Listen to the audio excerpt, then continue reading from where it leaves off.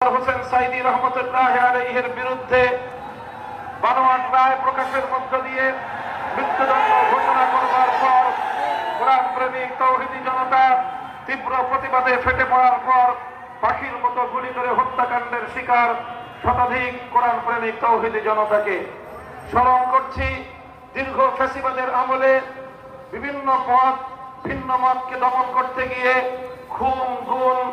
হত্যাকাণ্ডের শিকার হাজারো বিরোধী দলীয় নেতা কর্মীদেরকে স্মরণ করছি। 2021 সালে বাংলাদেশের স্বাধীনতার সুবর্ণ জয়ন্তীর অনুষ্ঠানে কুখ্যাত মুসলমানদের রক্তে যার হাত রঞ্জিত সেই গুজরাটের কসাই খ্যাত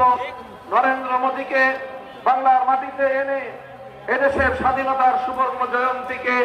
বিতর্কিত করার প্রয়াসের বিরোধিতা করে প্রতিবাদ জানিয়ে শান্তিপূর্ণ